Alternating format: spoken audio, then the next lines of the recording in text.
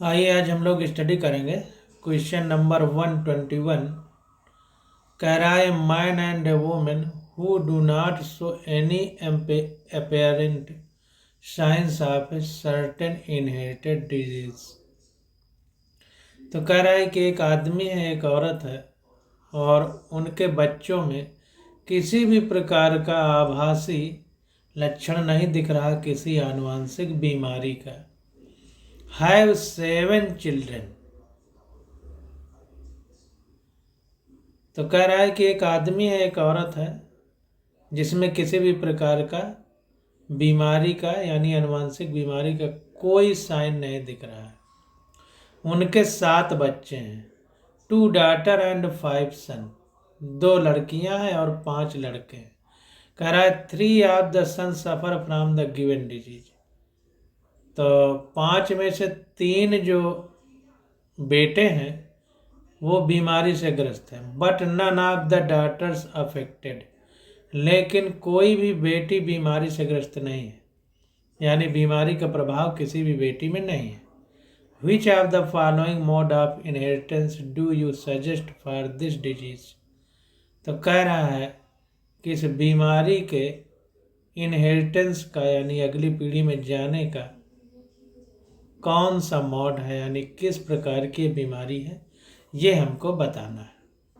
तो यहाँ पर देखिए, अगर हम लोग गंभीरता से बात को समझें तो ये बात निकल के आती है कि आखिर आदमी और औरत दोनों में बीमारी का कोई लक्षण नहीं दिख रहा है, लेकिन फिर भी बच्चे जो हैं 7 बच्चे, उनमें से 2 लड़कियां और 5 लड़के बीमारी से ग्रस्त हैं।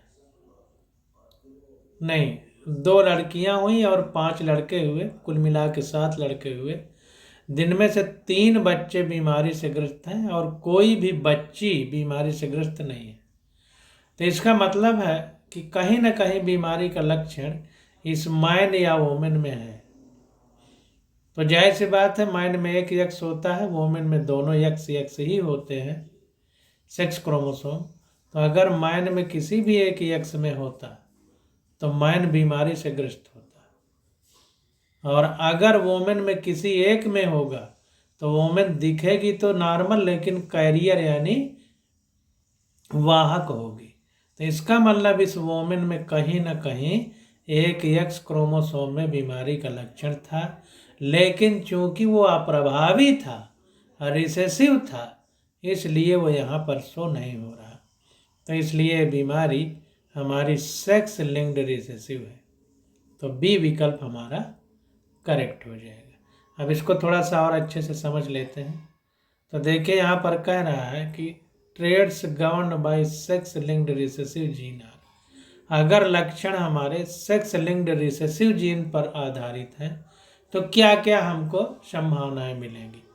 तो produce disorder in male more than of produce disorder in male more often than in females. तो फीमेल की तुलना में मेल में डिसऑर्डर यानी जो बीमारी है उसके होने की संभावना ज़्यादा है। डिसऑर्डर मतलब विकार। Express themselves in male even when represented by a single allele. Man में तो ये तभी प्रकट हो जाएगा अगर किसी एक एलील में भी प्रभाव है उस बीमारी का। Because Y chromosome does not carry any corresponding alleles. क्योंकि जो वाई क्रोमोसोम है हमारा, वो किसी भी प्रकार के एलील को कैरी करने के लिए करस्पॉन्डिंग नहीं है, यानी वो किसी भी बीमारी के एलील को कैरी नहीं करता है। Seldom appear in both father and son. Seldom का मतलब कभी कभी। तो seldom appear in both father and son, यानी कभी कभी बीमारी का लक्षण पिता और पुत्र दोनों में दिखाई देंगे। Fails to appear in female unless their father also possesses the same and the mother is a carrier। तो कह रहा fail to appear in female, जो मतलब महिला होगी, फीमेल होगी, उसमें अपीयर होने में फेल होगा unless their father also possesses the same and the mother is a career.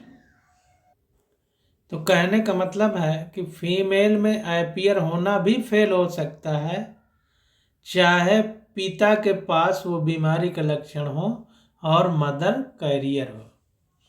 इस स्थिति में भी जो फीमेल पैदा होगी हो सकता है उसमें बीमारी के लक्षण ना हो, क्योंकि रिसेसिव है अप्रभावी।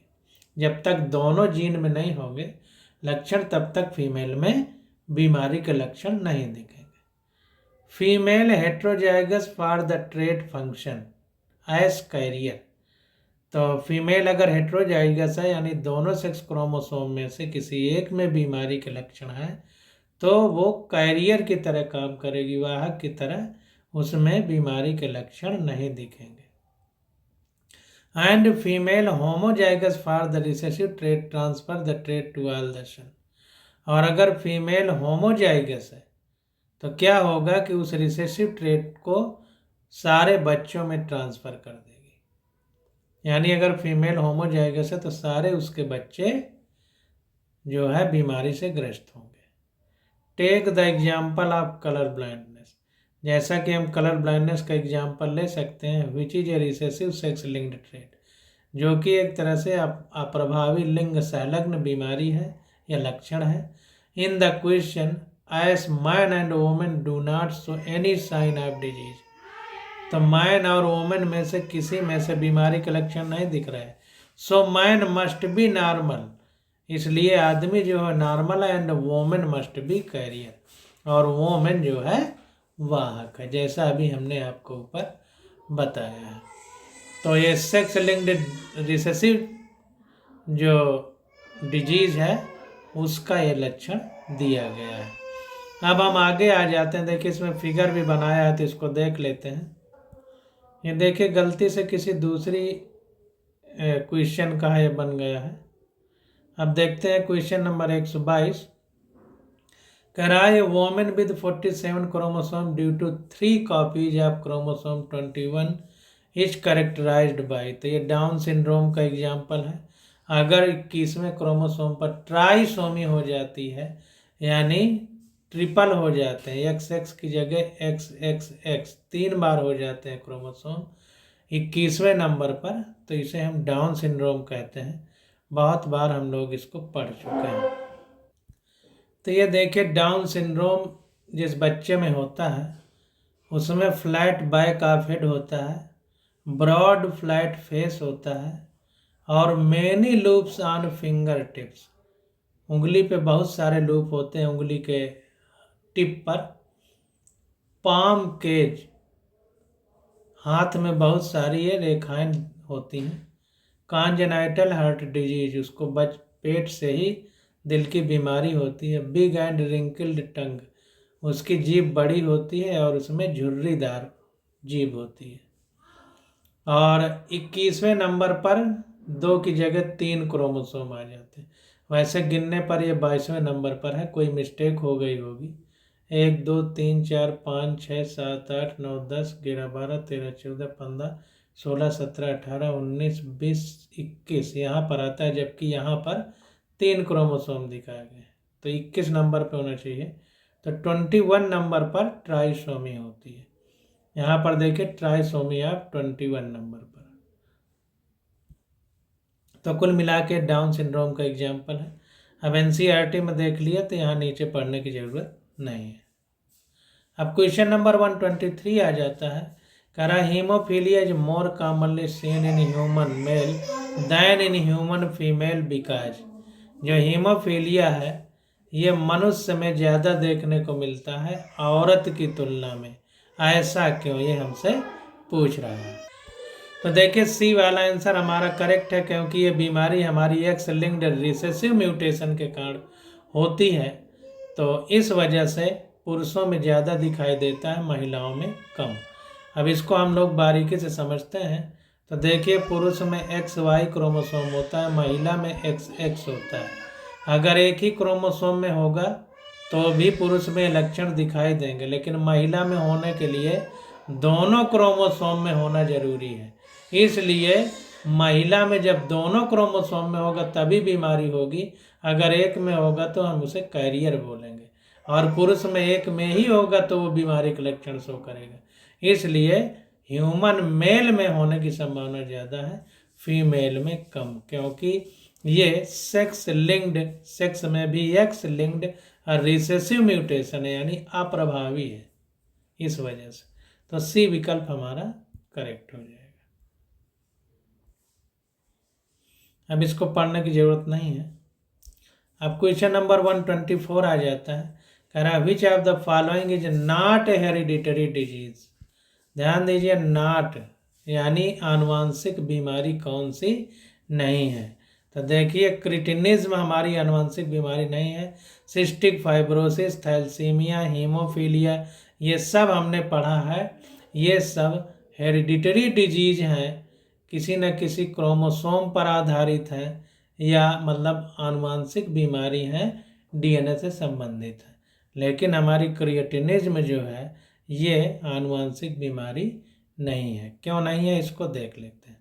तो देखिए, cretinism occurs due to hyposecretion of thyroid hormone. जो थायराइड हार्मोन है उसके कम सिक्रेशन से क्रिएटिनिज्म होता है।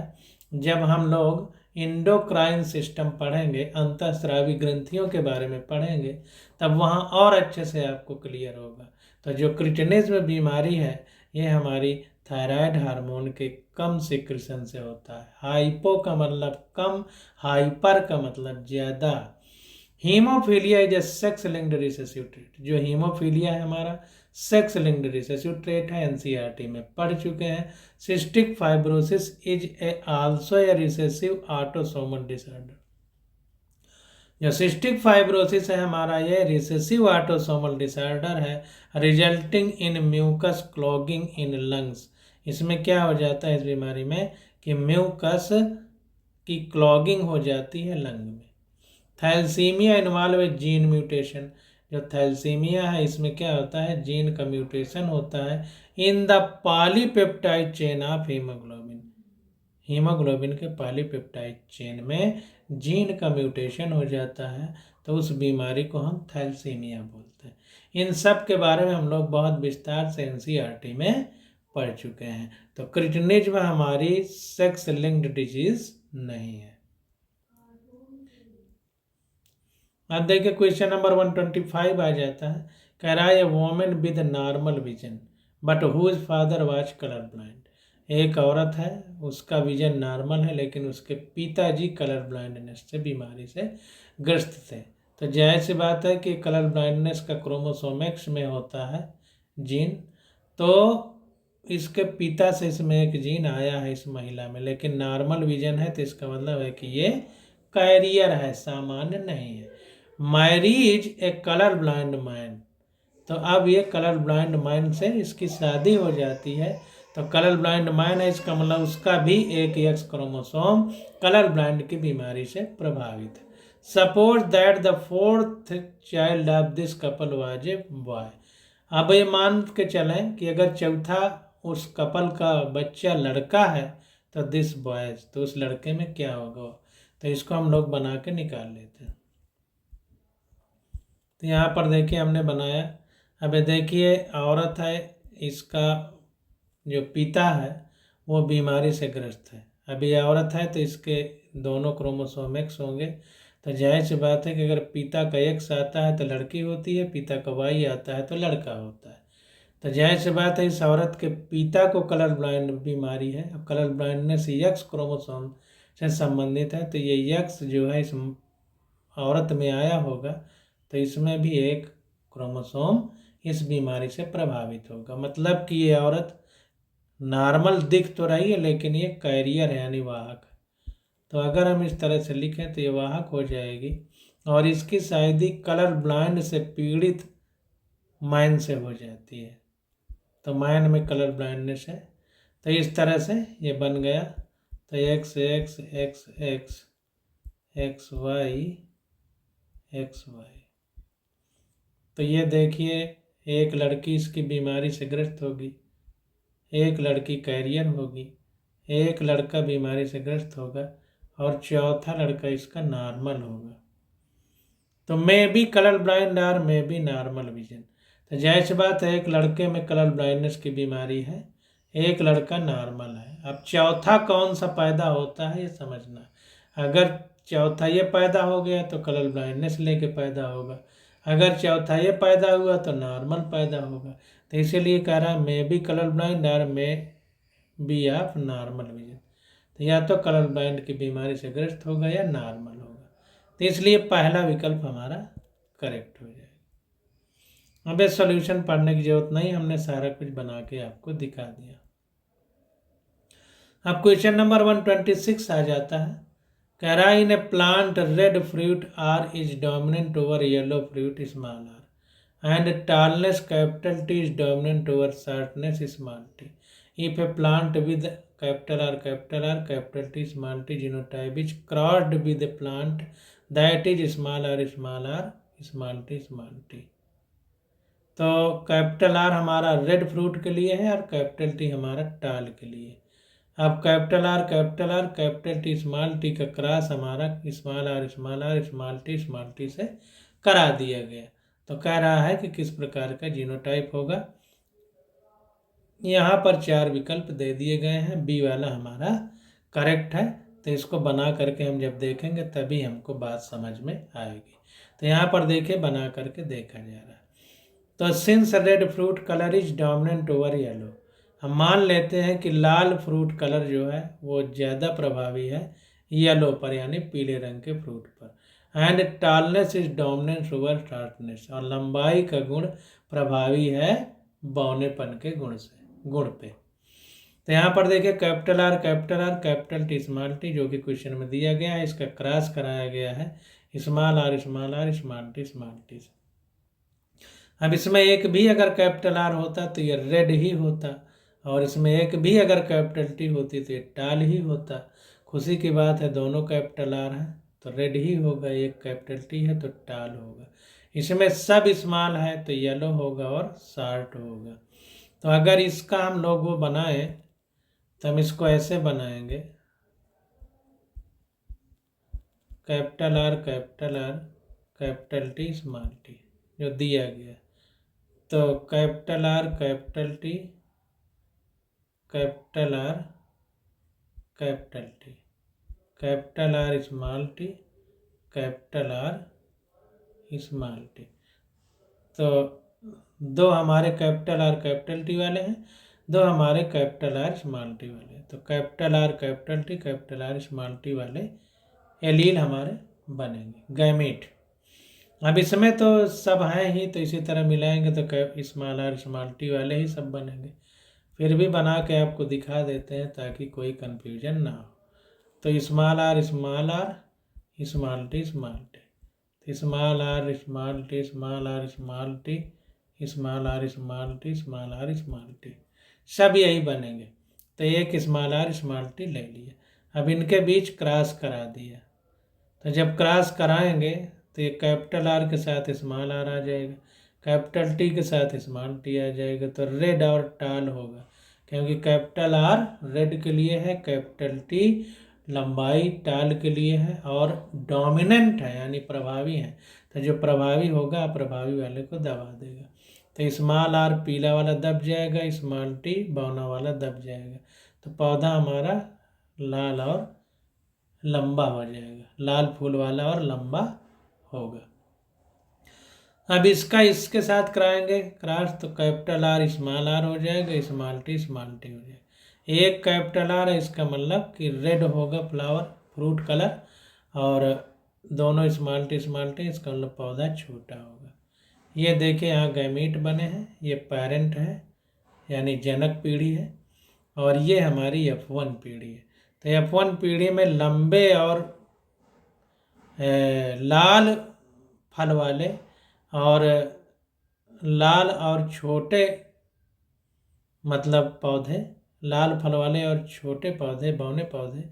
तो इनका रेशियो क्या है, these are produced in 1:1 ratio, ये 1:1 के रेशियो में हमारे प्राप्त होंगे। यहाँ पर देखिए हमने बना के दिखा दिया, ये capital R capital T capital R small T. एक स्मॉल आर स्मॉल टी और स्मॉल आर स्मॉल टी, दो लिखे, दो तरह के बनेंगे, दोनों में यही होंगे, इसलिए एक ही बनाया। अब इनका क्रॉस कराया तो small capital R small R capital T small T, capital R small R capital T small T, capital R small R small T small T, capital R small R small T small T. तो जाहिर सी बात है कि देखिए ये दो प्रकार के हैं, ये भी दो प्रकार के हैं, तो रेशियो कितना हुआ 1:1 का है, 2:2, इसको सिंपल करेंगे तो 1:1 हो जाएगा। तो 1:1 का रेशियो हमारा इसका आ जाएगा, और यही हमसे क्वेश्चन में पूछा जा रहा है। तो बी वाला करेक्ट होगा, 50% विल बी टाल विद रेड फ्रूट। यहाँ पर देखिए इनका और इनका क्रॉस कराने पर कि क्या होगा, 50% रेड टाल वाले और 50% हमारे क्या होंगे, रेड शार्ट वाले। तो 1:1 का रेशियो हमको प्राप्त होगा। अब आगे देख लेते हैं 127 नंबर क्वेश्चन। कह रहा है male human is heterozygous for autosomal gene A and B and is also hemizygous for haemophilic gene small H. What proportion of his sperm will be ABH। तो कह रहा है एक मेल ह्यूमन यानी पुरुष है जो कि हेट्रोजाइगस है यानी विषम जाति है, फॉर ऑटोसोमल जीन के लिए ए और बी है, उसमें जैसे बात है ए और बी अलग अलग प्रकार के हैं इसलिए हेट्रोजाइगस लिखा है। Is also hemizygous for haemophilic gene H. देखिए हेमी कह रहा है, हेमी मतलब आधा होता है, होमो का मतलब सेम, हेमी का मतलब आधा। तो what proportion of his sperm will be ABH। तो कह रहा है उसके कितने स्पर्म, मतलब स्पर्म के प्रोपोर्शनल में अब अगर देखें तो कितने हमारे ABH टाइप के स्पर्म होंगे, ये हमको बताना है। तो इसको देखते हैं। तो यहाँ पर देखिए सबसे पहले हम इस बात को समझेंगे कि आखिर इसमें जो हेट्रोजाइगस है कैपिटल A कैपिटल B और hemizygous for haemophilic gene H है, तो इसको पहले समझते हैं और कितने प्रोपोर्शन में ABH टाइप का जीन रहेगा। तो यहाँ पर देखिए हम लोग समझते हैं। तो अगर कह रहा है यहाँ पर देखिए कह रहा है the male human is heterozygous for autosome gene A and B। Autosome gene है, सेक्स वाली जीन नहीं है, सेक्स क्रोमोसोम वाली। And also hemizygous for haemophilia philic gene H। Hemizygous का मतलब आधा, हेमी का मतलब आधा।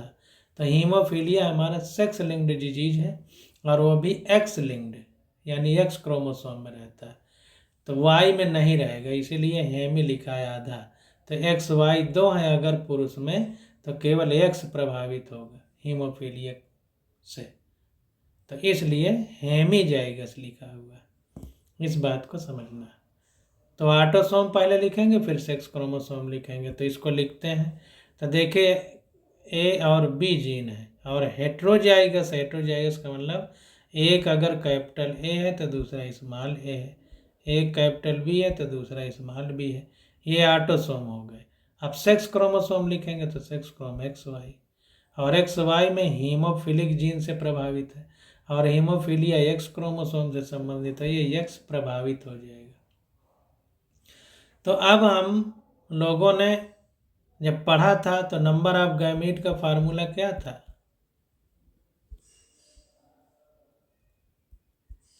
नंबर ऑफ गैमीट का फार्मूला था 2n।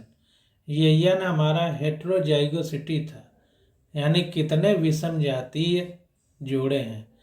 तो देखिए कितने जोड़े हो जाएंगे, 1 2 3, ये भी x है तो ये y है, इसका मतलब ये विषम जाती है।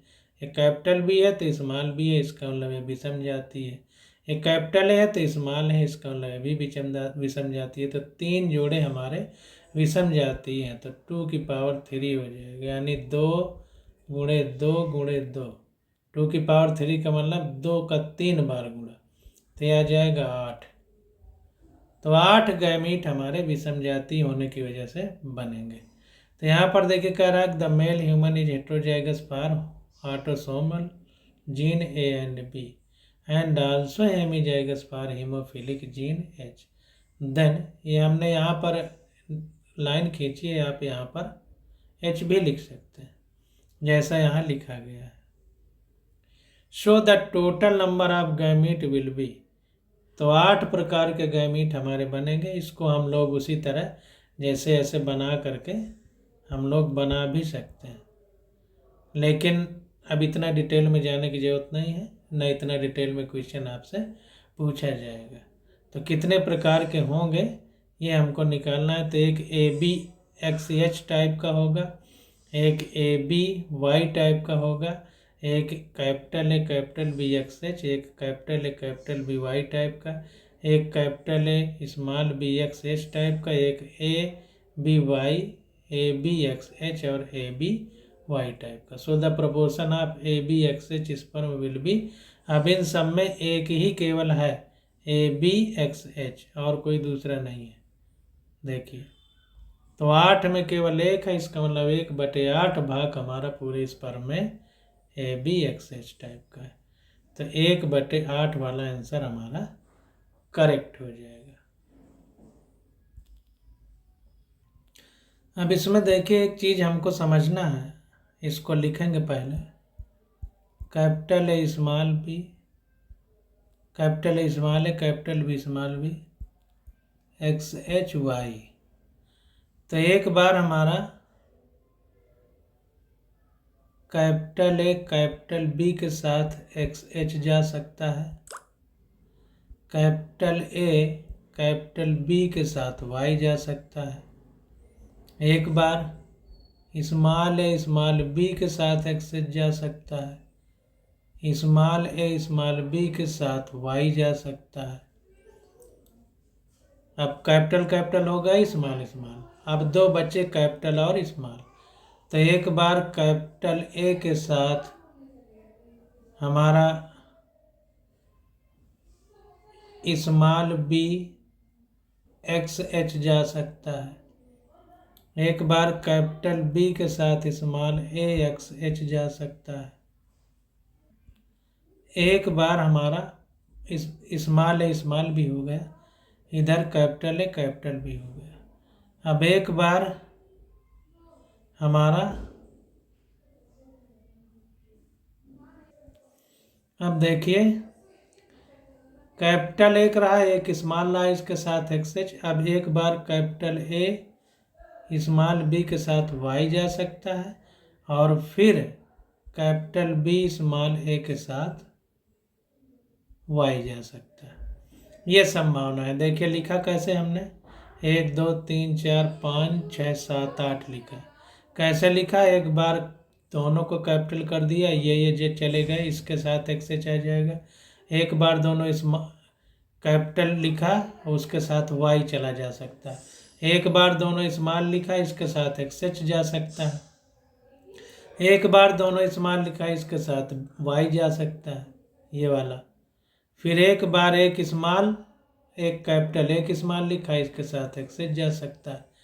अब एक बार ये कैपिटल लिखा है, तो अब इस बार स्मॉल कैपिटल B लिखेंगे, A को स्मॉल लिखेंगे, इसके साथ XH जा सकता है। अब इसी तरह इनको फिर से लिख करके XH की बजाय इनके साथ Y को भेजेंगे।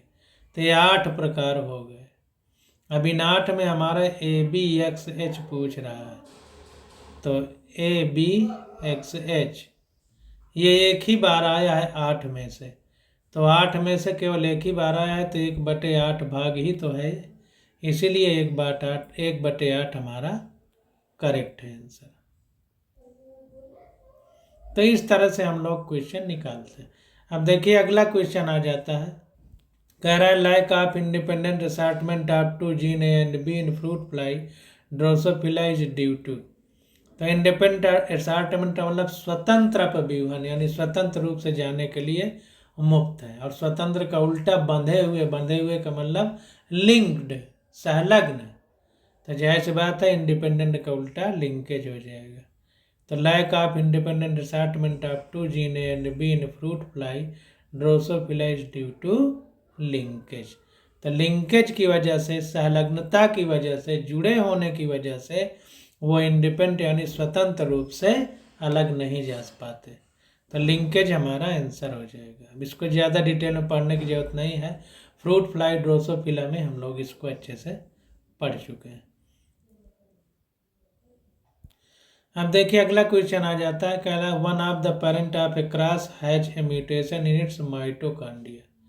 तो कह रहा है किसी जो जनक है उनमें से किसी एक में, one of the parent of A cross has a mutation in its mitochondria. तो जो जनक है उनमें से एक में जिसका क्रॉस कराया जा रहा है, माइटोकॉन्ड्रिया में उत्परिवर्तन यानी म्यूटेशन वाला जीन है। In that cross that parent is taken as a male. यदि हम वो पेरेंट जो क्रॉस के लिए ले रहे हैं वो एक मेल है, पुरुष है, ड्यूरिंग सेग्रीगेशन यानी पृथककरण के समय F2 जनरेशन में progeny that mutation is found इन। तो जो प्रोजेनी है उनमें म्यूटेशन की प्रतिशतता क्या होगी, ये हमको बताना है। तो ड्यूरिंग सेग्रीगेशन यानी पृथककरण of F2 progeny that mutation is found in. अब इसमें देखिए थोड़ा ध्यान देना है, ये बात बहुत महत्वपूर्ण है कि म्यूटेशन माइटोकॉन्ड्रिया में हुआ है।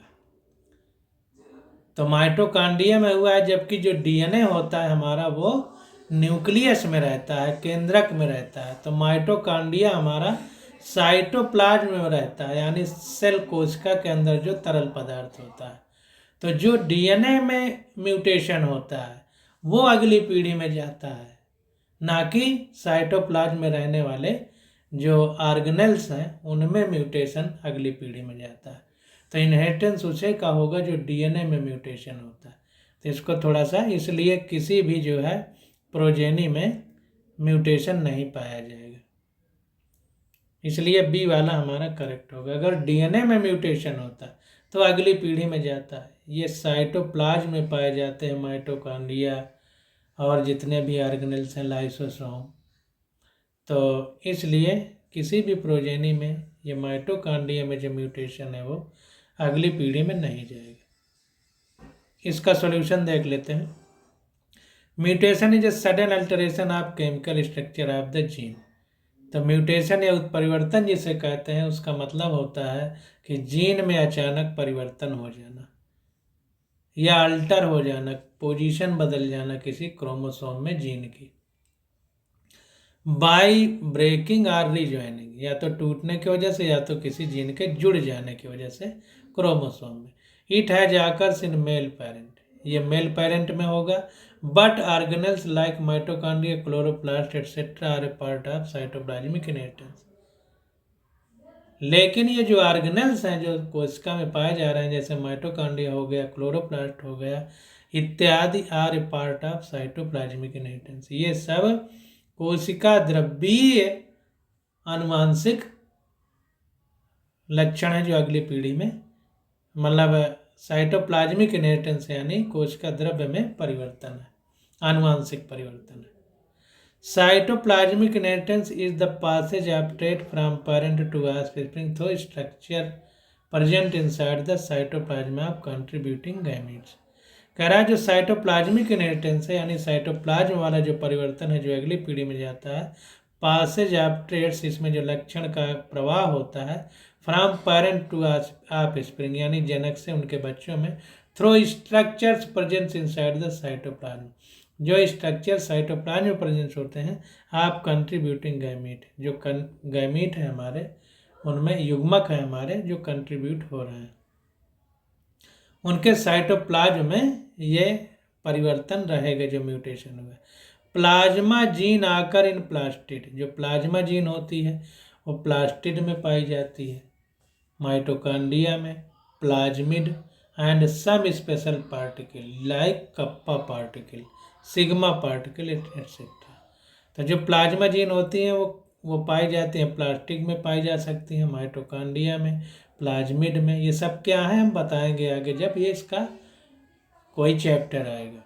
और कुछ स्पेशल पार्टिकल जैसे कप्पा पार्टिकल है, sigma particle etcetera. In higher organism, जो उच्च प्रकार के ऑर्गेनेल्स हैं, ऑर्गेनिज्म हैं, जैसे उनमें cytoplasmic inheritance is called maternal inheritance. तो हायर जो ऑर्गेनिज्म है उनमें साइटोप्लाज्मिक इनहेरिटेंस को हम लोग मैटरनल इनहेरिटेंस कहते हैं, यानी वो माँ से होता है। Because the zygote received most of its cytoplasm from the ovum, क्योंकि जो जाइगोट होता है, भ्रूण होता है, उसमें ज़्यादातर वो साइटोप्लाज्म ओवम से रिसीव होता है, अंडाणु से। और अंडाणु किसमें बनता है? माँ में। इसलिए मैटरनल इनहेरिटेंस के अंतर्गत हम इसको समझ पाते हैं। Therefore cytoplasmic inheritance is usually uniparental, इसलिए जो साइटोप्लाज्मिक इनहेरिटेंस है वो अनपेरेंटल होता है, यानी माता पिता से नहीं आता। Show none of the progeny will show mutation, इसलिए कोई भी प्रोजेनी में म्यूटेशन नहीं होगा। कुल मिला के मोटी मोटी बात जो हमने आपको बताई कि अगर डीएनए में परिवर्तन नहीं है तो वो नॉन मैटरनल हो जाएगा, नॉन पेरेंटल हो जाएगा। Therefore cytoplasmic inheritance is usually uniparental. ठीक ना?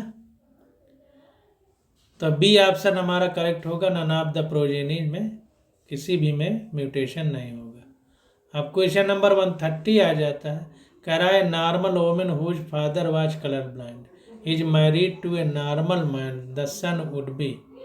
तो इसको देखते हैं।